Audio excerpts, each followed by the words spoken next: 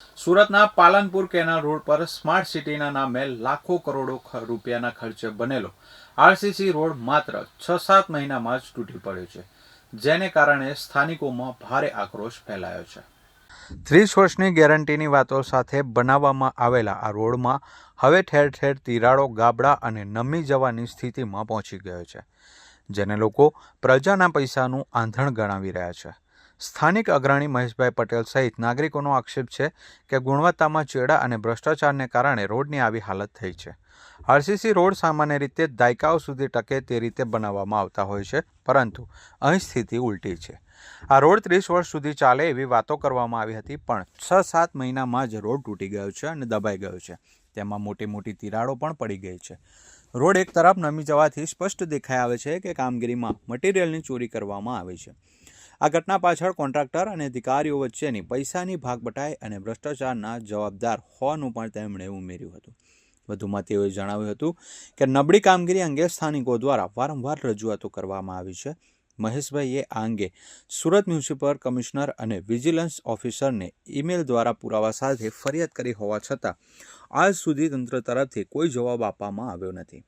કોઈપણ પ્રકારની તપાસ કે રિપેરિંગની કામગીરી શરૂ ન થતાં લોકોમાં એવો સંદેશ જઈ રહ્યો છે કે તંત્ર ભ્રષ્ટાચારી કોન્ટ્રાક્ટરને છાવરી રહ્યું છે. અધિકારીઓની આ નિષ્ક્રિયતા સામે લોકોમાં ભારે આક્રોશ છે. મ્યુનિસિપલ કોર્પોરેશનમાં કોઈ સુનાવણી ન થતાં હવે આ લડત ગાંધીનગર સુધી પહોંચશે. મેં ઈમેલ કર્યા પણ કોઈ જવાબ મળ્યો નથી. હવે હું સીધી મુખ્યમંત્રીને રજૂઆત કરીશ. સ્થાનિકોની માંગ છે કે સીએમ આ બાબતે તપાસના આદેશ આપે અને જે કોન્ટ્રાક્ટરો તેમજ અધિકારીઓએ સાથે મળી પ્રજાના ટેક્સના પૈસાનો દુરુપયોગ કર્યો છે તેમની સામે કડક કાર્યવાહી કરવામાં આવે. સરકારની છબી ખરાબ કરનારા તત્વોને બ્લેકલિસ્ટ કરવાની માંગ જોર પકડી રહી છે. સીએમને રજૂઆત કર્યા બાદ પણ જો કોઈ સંતોષકારક પગલાં લેવામાં નહીં આવે તો સ્થાનિકોએ ગાંધી ચિંધ્યા માર્ગે આંદોલન કરવાની તૈયારી કરી લીધી છે. મહેશભાઈએ સ્પષ્ટ ચીમકી આપી છે કે જો અમારી માંગણીઓ નહીં સંતોષાય તો અમે ગામના તમામ લોકોને સાથે રાખી મોટું આંદોલન કરીશું.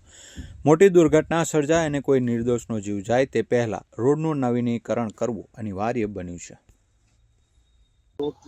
અત્યારે આપણે પાલનપુર કેનાલ રોડ પર ઊભા છે અને આરસીસી રોડ તૂટી ગયો છે. એટલે તૂટી ગયો, બેસી ગયો, દબાઈ ગયો, મોટી મોટી ગેપો પડી ગઈ, તિરાડો મોટી મોટી પડી ગઈ છે. અધિકારી અને કોન્ટ્રાક્ટર બેની મિલીભગત, એટલે બેના વચ્ચે પૈસાની ભાગ બતાવી, ભ્રષ્ટાચાર, એના કારણે તૂટી રહ્યો છે. આ ભ્રષ્ટાચારના કારણે ઘણું બધું નુકસાન થઈ રહ્યું છે. એમાં સરકાર અમારી બદનામ થઈ રહી છે. અમે સરકારને મત આપેલા છે, સરકાર અમારી બદનામ થાય છે આ કોન્ટ્રાક્ટરો અને અધિકારીઓના કારણે. કારણ કે આ રોડ જે છે ને, રોડ આ 30 વર્ષથી સુધી ચાલે એવા આરસીસી રોડ બનાવવાની વાત છે, તો 30 વર્ષથી તો વાત જ બાજુ હોય, 7-8 મહિનામાં તૂટી જાય તો હું માનવાનું? ચોખ્ખી વાત ફલિત છે કે આમાં ભ્રષ્ટાચાર થયો છે. મેં મ્યુનિસિપલ કમિશનરથી અને વિજિલન્સ ઓફિસરને ફરિયાદ કરી છે મેલ દ્વારા.